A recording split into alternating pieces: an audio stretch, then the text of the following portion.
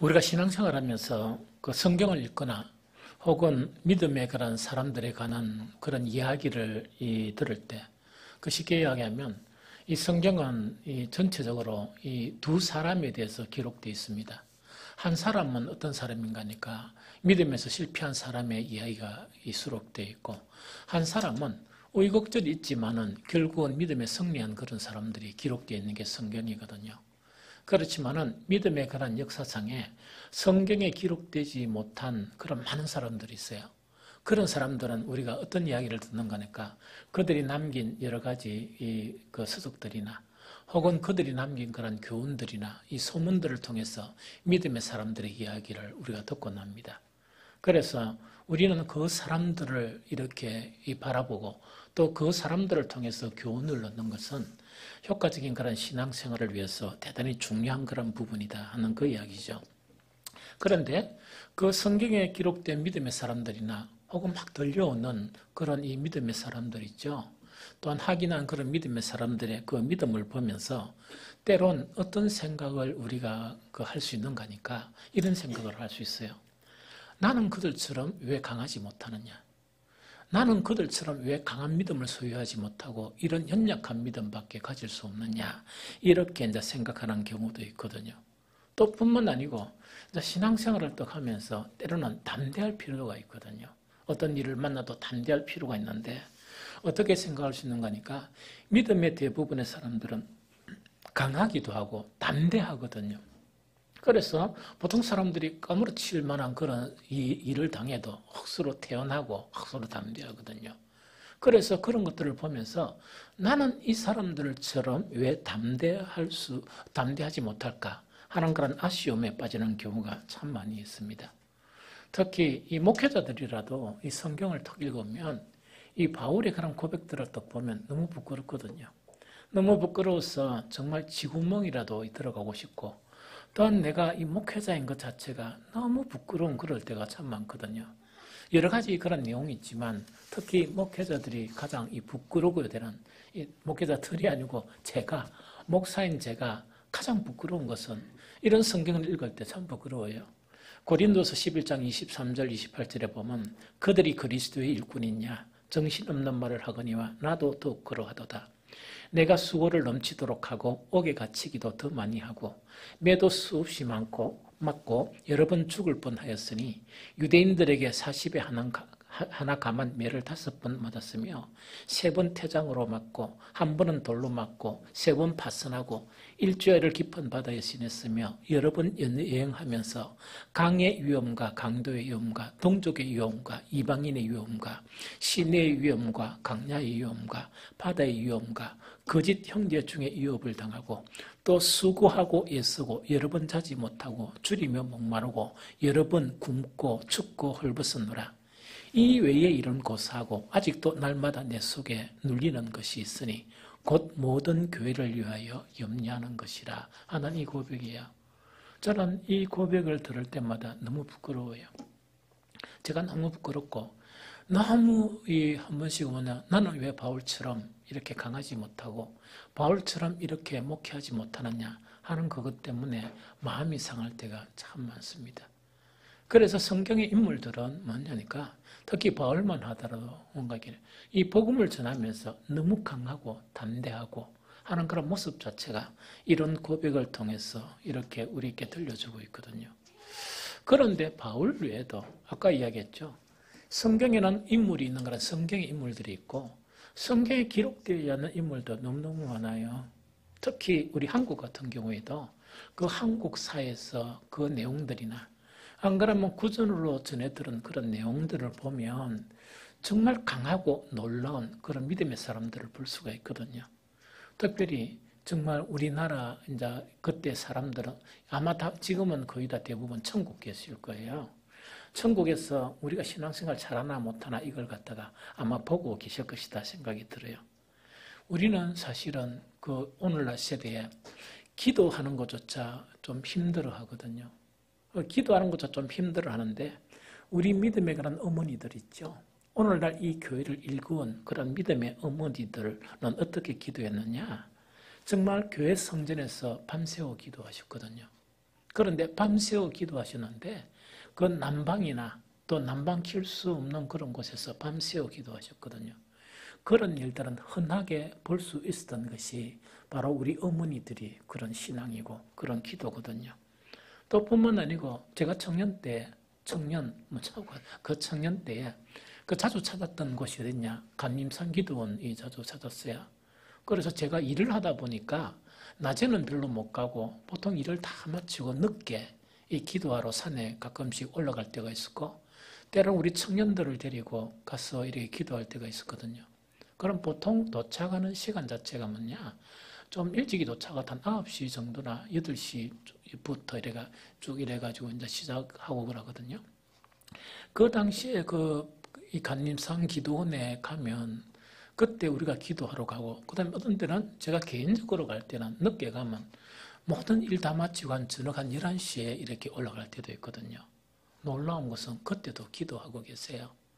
기도하고 계시는데 어떻게 기도하고 계시는가 하니까 바위 위에나 이 곳곳에 어떻게 기도하고 계시는가 하니까 우리의 그런 이 어머니들이 비닐루 있죠, 비닐루.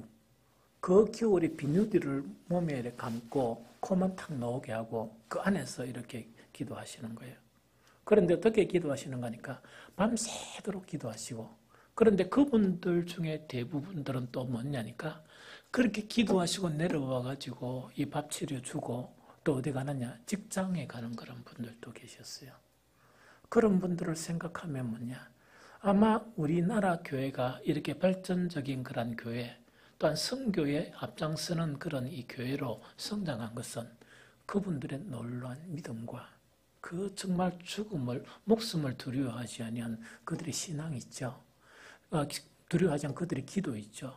이것 자체가 오늘날 이런 교회로 이렇게 교회가 되게 했다는 그런 생각이 들어요.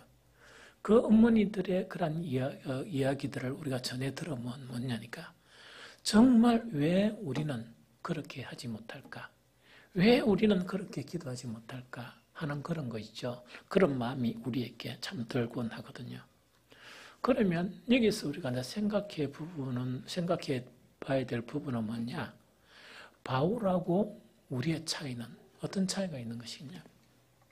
바울은 그렇게 정말 이렇게 이 놀라운 그런 정말 강한 믿음을 가지고 이 세상을 흔들었거든요. 세상을 흔드는 것이 그 팔레스틴 그 주변만 흔드는 게 아니고 소아시아를 다 흔들어버리고 소아시아라는 것은 지금 터키예요.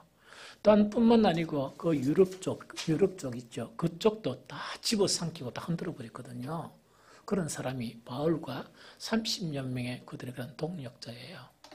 이들의 그런 믿음 자체는 뭐냐? 연약함이라고는 볼 수 없는 아주 강하고 아주 담대한 그런 믿음을 다 가지고 있었거든요. 또 뿐만 아니고 뭐 그런 사람들의 비교는 못하지만 우리 믿음의 어머니들도 정말 이 그와 못지않게 정말 이 용사들이었거든요. 비록 여인의 몸으로 뭐냐 정말 한 나라의 불모지와 같은 이 땅에 교회를 세우는데 그들의 그런 강한 힘, 강한 기도 때문에 이 교회가 세워지고 정말 이 성교의 그런 대국 안에 속하는 정말 이 5손가락 안에 속하는 그런 나라가 된 것이 바로 이 그들의 그런 믿음 때문에 그렇다는 이야기죠. 그래서 성경에 있는 이 바울과 우리의 차이, 정말 성경은 아니더라도 너무나 가까이 있는 이때 가까이라는 것은 나도 어릴 때 그분들을 봤어요. 어릴 때 그분들을 봤고 정말 이렇게 뭡니까? 이 옷차림은 남루하지만 정말 저녁에 되면 뭐냐니까 교회 가서 밤새도록 기도하고 아침에 또 나와가지고 잠깐 주무시고 또 뭐냐 일을 하러 가시는 그런 분들을 참 많이 봤거든요. 그분들과 우리의 차이점이 무엇일까? 무엇이 그들을 그렇게 강한 믿음으로 그들을 이끌었을까 하는 이것 자체가 정말 우리가 가지고 있는 궁금증이거든요. 오늘 디모데후서 1장 12절에는 분명하게 우리에게 그의 차이점은 이것이다 이렇게 제시를 한 거예요. 그 차이점은 이것이다 하는 제시를 했는데 다시 이제 자세히 읽어보면 딱 눈에 들어오겠죠. 이로 말미암아 내가 또 이 고난을 받되 부끄러워하지 않으면 내가 믿는 자를 내가 알고 또한 내가 의탁한 것을 그날까지 그가 능히 지키실 줄을 확신합니다.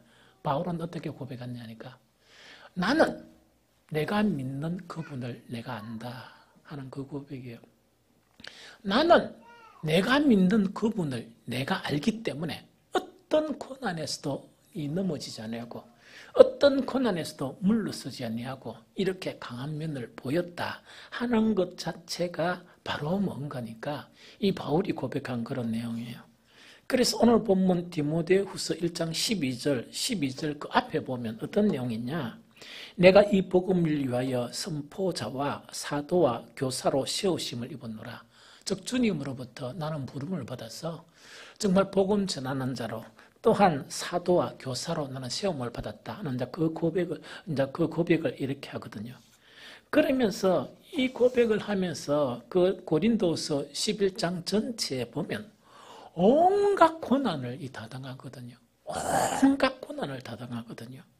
온갖 고난을 다 당하고 심지어 뭐냐니까 자기가 정말 이 생명을 걸고 복음을 전하고 양육한 그 사람들로부터 이 뭔가 배반도 당하기도 하거든요. 그 내용에 보면 이런 내용도 있어요.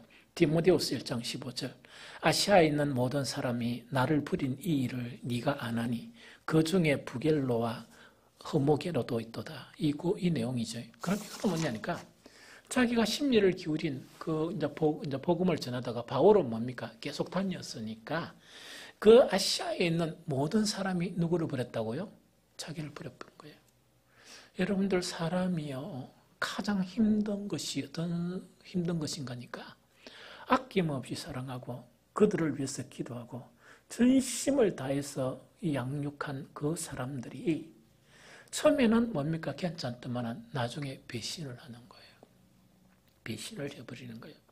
그게 얼마나 힘들겠습니까? 바울은 이런 것까지 수모를 기는 그 상황 속에서도 무엇 때문에 나를 부르신 그분을 내가 알기 때문에 나는 모든 것을 견딜 수 있었고 나는 승리할 수 있었다는 그 고백이 바로 이런 고백이라는 이야기죠. 심지어 바울은 뭐냐? 그런 고난 속에서도 이 사람들이 생각할 수 없는 그런 일을 하는데 이게 뭐냐?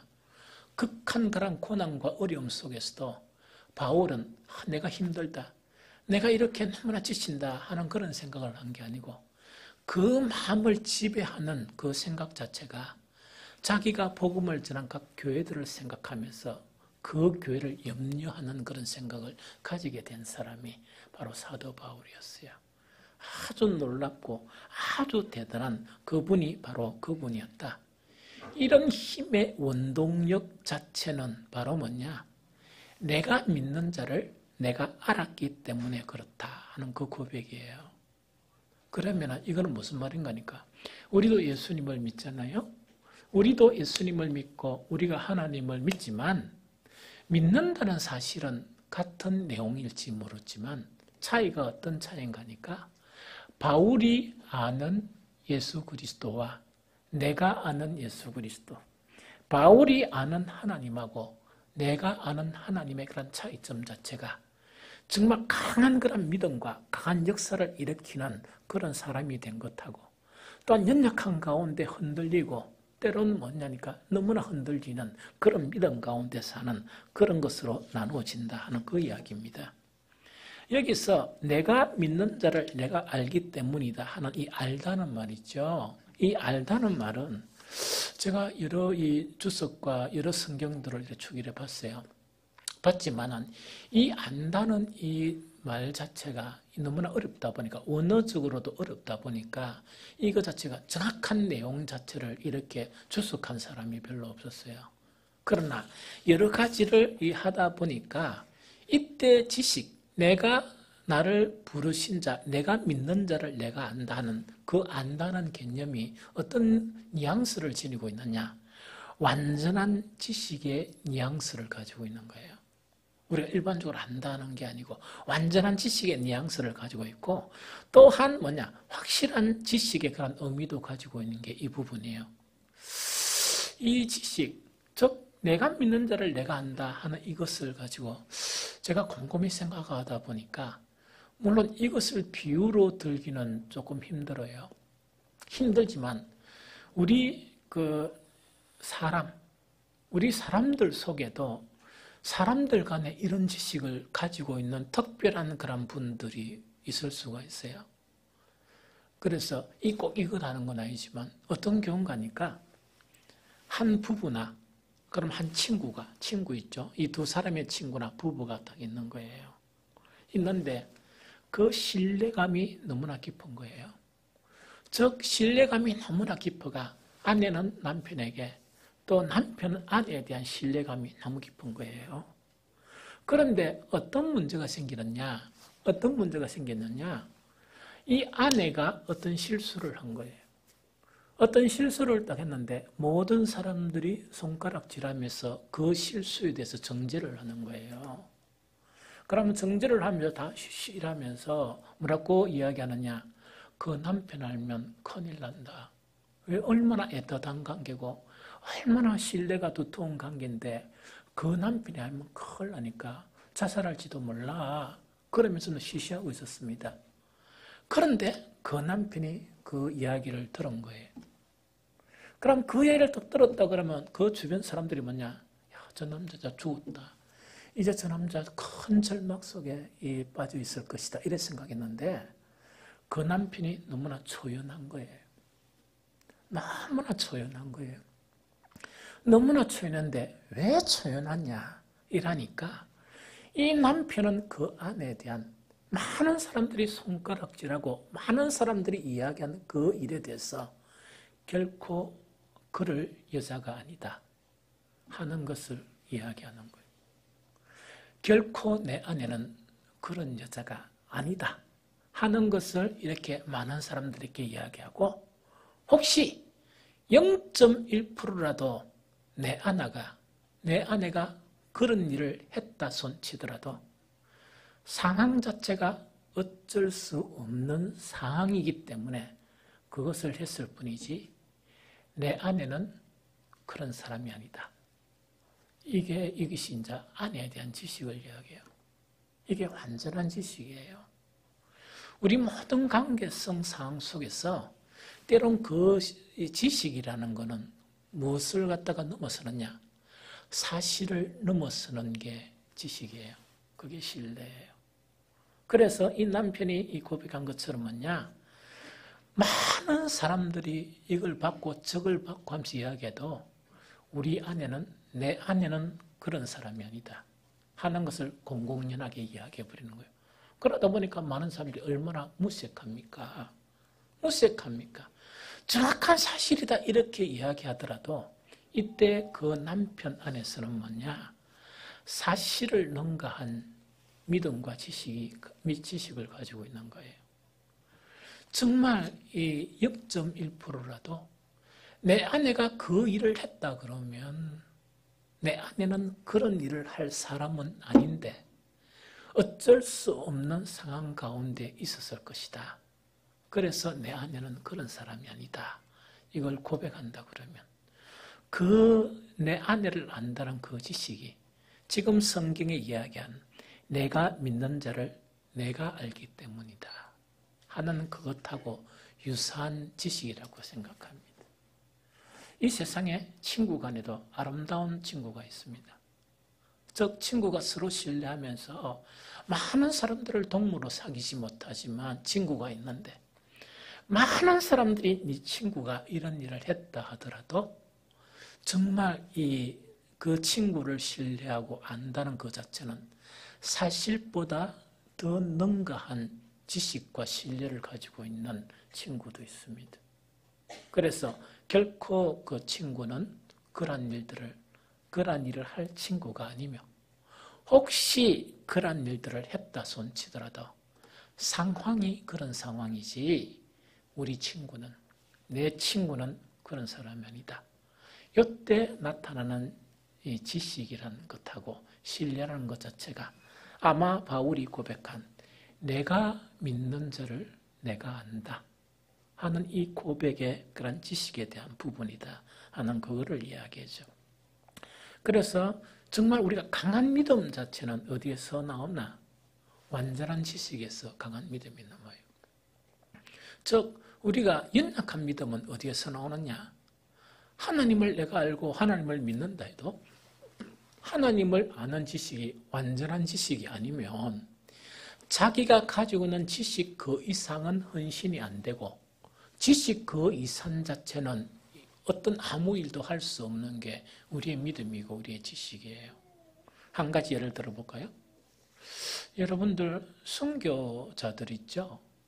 저는 어릴 때 뭣도 모르고 순교자란 말이 너무 좋아가지고 제가 이렇게 기도했습니다. 주님, 저도 순교자 좀 되게 해주세요. 그래서 순교자 되고 있어 가만히 보니까 일본한테 비박도 안 받고 이 전쟁도 다 끝나고 순교자 될 기회가 없는 거예요.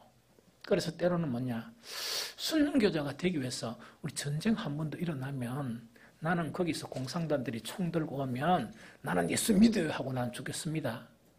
그랬는데 그건 어릴 때 생각뿐이고 순교란 것은 얼마나 두렵고 무서운 것이냐. 나이가 들어가면 들어갈수록 어릴 때는 순교자가 되어주세요 이랬는데 나이가 들면 들수록 주님 전쟁 안 일어나게 해주세요. 전쟁 안 일어나게 해주세요. 왜? 순교가 겁이 나니까. 겁이 나니까 그래가 옛날에 소망하는 순교자 자체는 없어졌습니다. 되게 부끄럽습니다. 사실은 목사가 돼가. 그래서 지금은 옛날에는 막 순교자 일어나고 이랬는데 요새는 뭡니까? 순교자 순자도 제가 언급을 합니다. 그러니까 순교가 그만이 어려운 거예요. 그런데 이 순교자들의 이 특징이 있어요. 특징 자체는요, 절대로 죽음에 용감한 사람들이 아니에요. 죽음에 용감한 사람들은 많습니다. 데모에가 휘발유 끼얹고 죽는 사람도 있고 죽음에 용감한 사람들 참 많아요. 순교자들은 죽음에 용감한 사람들이 아닙니다. 하나님에 대한 지식이 완전한 사람들이에요.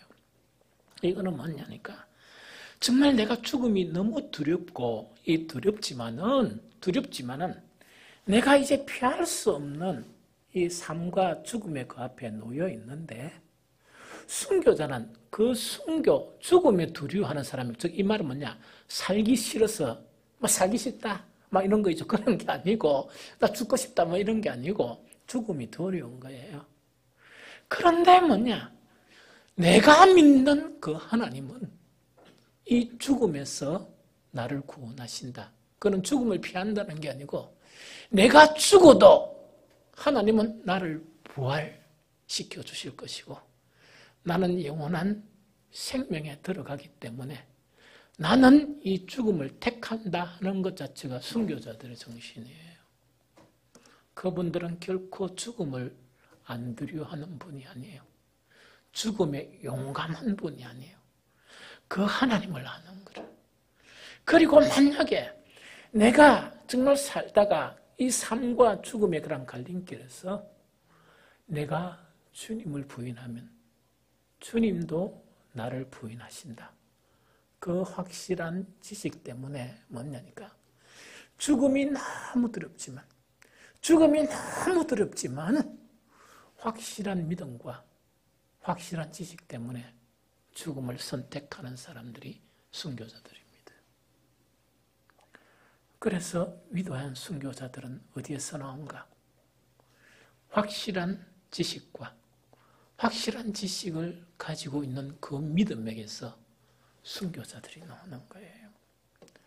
옛날에 그 이레네우스인가 하는 그분이 이 책을 이렇게 만들었는데 늦게 이 책이 발견된 거예요. 발견돼 가지고 한 교회, 요한계시록에 있는 한 교회, 그 교회 자체에서 순교를 당한 그 장면에 대해서 기록을 남긴 거예요. 어떻게 남기느냐? 그 당시에 로마 이 황제 숭배 사상이 일어나가지고 소아시아, 유럽 이곳에 처음 다 이 황제 신상을 만들었어요. 황제 신상을 만들어서 누구든지 황제의 신상 앞에 절하지 아니하면 이거는 불이익을 당한다 하는 것을 한 거예요. 그러다 보니까 어떤 일이 일어났는가, 직업도 빼들고 재산도 빼들고 이래도 황제 그 신상 앞에 이 절하지 않는 계층이 딱 한 계층이 있었는데 그게 누구냐? 기독교인들이에요. 그게 기독교인들이에요. 그러다 보니까 이들은 당국은 뭘 하는가 하니까 시범 케이스로 정말 이렇게 처단을 해버리면 죽음이 두려워서 황제의 그 신상 앞에 절을 할 것이다. 이렇게 한 거예요. 그런데 한 명 처형해도 안 되는 거예요. 그래서 이 당국 자체가 뭘 하는가 하니까 교회에 여러 명을 이렇게 탁 잡자 체포를 하고 그 교인들 전체를 또 이웃 교인들 전체를 다 보게 하자. 이래가 사자굴에 던진 거예요. 이 사자굴에 던진 거예요. 그런데 그 당시에 기록된 이 사건이 기록된 그 내용 자체가 어떻게 났냐니까 그 믿음을 이렇게 부인하지 못해가 저는 절대로 하나님 외에는 나는 절할 수 없습니다. 나는 나의 신앙을 버릴 수 없습니다. 이렇게 부들부들 떨면서 잡힌 거예요. 잡히다 보니까 사자굴에서 드디어 이 굶주린 사자들이 나오기 시작하고 많은 사람들이 너무 두려워서 울부짖게 된 거예요. 그런데 한 청년이 분년이 앞에 나선 거예요. 앞에 나서면서 사랑하는 자기의 모든 교훈들 앞에 두려워하지 말자. 이렇게 계속 이렇게 이제 푸시를 해주는 거예요. 우리가 이런 순간에도 하나님을 찬양해야 된다 하면서 앞에 분연히 사자들가 노는데 피하는데 그 사자 앞으로 나아간 거예요.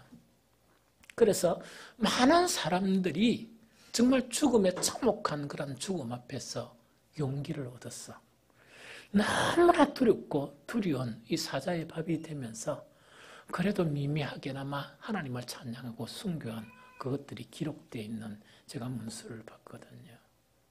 그래서 모든 순교자들 자체는 죽음에 용감한 사람들은 아무도 없습니다. 단지 믿음이에요. 그 믿음이 어떤 믿음이냐? 하나님을 아는 확실한 그런 믿음. 내가 여기서 순교를 안 되면 나는 버림을 받을 수 있고 나는 죽어도 하나님은 나를 정말 첫 번째 부활에 나를 부활시켜 주실 것이다. 그런 하나님이다 하는 확실한 지식과 믿음이 순교를 가능하게 했다 하는 그것을 이야기합니다. 성경에는요, 우리 믿음에서 또한 지식의 그런 중요성을 이렇게 말해요. 어떻게 말하느냐? 베드로서 1장 3절은 이렇게 기술을 하고 있습니다. 그의 신기한 능력으로 생명과 경건에 속한 모든 것을 우리에게 주셨으니 이는 자기의 영광과 덕으로서 우리를 부르신 이를 알므로 말미암음이니라. 자, 이거는 뭔가 이런 이야기입니다. 살아있는 그리스도인들은 이 세상 사람들이 경험하지 못하는 것을 경험해요. 유사 그리스도인들이 경험하지 못하는 것을 경험해요. 그게 바로 어떤 것들이 있느냐?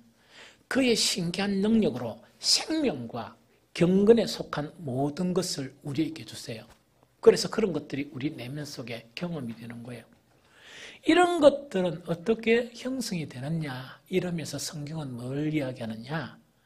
우리를 부르신 이를 알므로, 지식이, 우리를 부르신 자를 아는 지식이 다른 그리스도인들이 갖지 못하고 이 세상 사람들이 가지지 못하는 것을 가지며 산다는 이야기예요. 그 중에 한 가지를 이야기하면 평강이에요.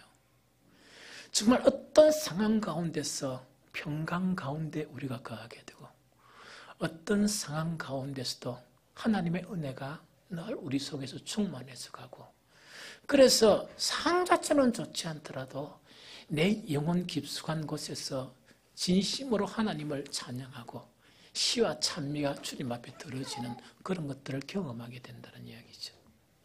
이런 신앙 자체는 어떻게 형성이 되느냐?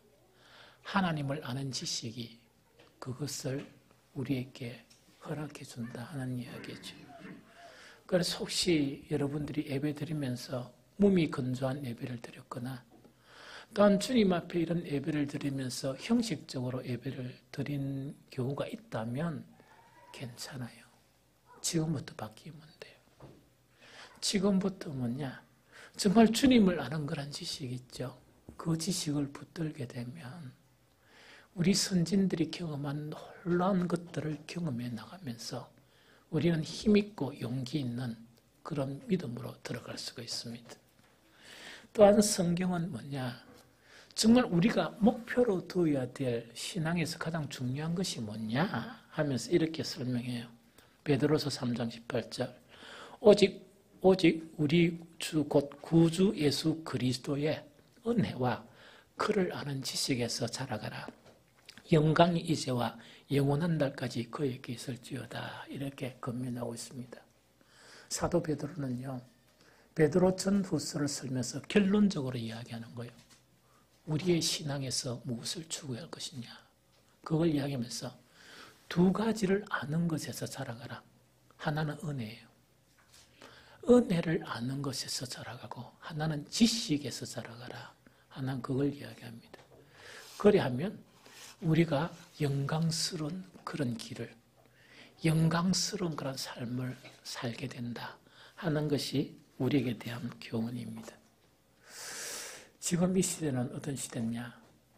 바울이 말한 것처럼 말세에는 고통하는 때가 이르른다 하는 그 고통의 시대예요. 이때 고통이라는 것은 먹을 것이 없어 고통스러운 게 아니에요. 전쟁이 나서 고통스러운 게 아니에요. 단지 왜 고통스럽냐? 아무리 느끼려고 그래도 하나님이 안 느껴지는 거예요. 아무리 기도를 해도 기도가 공허해지고 예배를 참석하면서 이 주님의 임재를 확인해야 되는데 임재를 확인할 수 없는 거예요. 또한 성령은 우리를 이끌어 가신다고 그랬는데 아무리 내 내면을 살펴봐도 나는 살아있는데 성령님은 어디 가시는지 찾을 수가 없는 거예요. 이러다 보니까 예배가 기쁨이 아니고 짐이 되는 거예요. 기도는 하나님이 주신 축복의 그런 도구가 아니고 기도는 일이 되어져 버리는 거예요. 기도하는 것이. 얼마나 비참한 하나님의 아들입니까? 얼마나 비참한 힘없는 성도입니까? 그래서 우리가 이런 시대 속에서는 참 믿음을 가지기가 힘듭니다. 그만큼 사탄이 강하게 방해한다는 이야기죠. 이럴 때 오늘 오전 예배 때 우리는 무엇을 향해서 날아가야 되는가? 사랑을 회복하는 것에 진력을 기울여야 됩니다.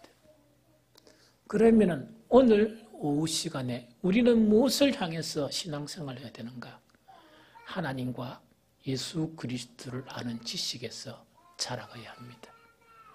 이 두 가지 신앙이 우리의 온전한 목표와 목적이 되어지면 우리는 말세를 당하는 이 고통하는 세대 속에서 우리는 살아남게 되고 우리는 정말 승리하게 되는 아름다운 성도가 될 줄을 믿습니다. 주님의 은혜가 저와 여러분들에게 충만하시기를 예수 그리스도 이름으로 축복합니다.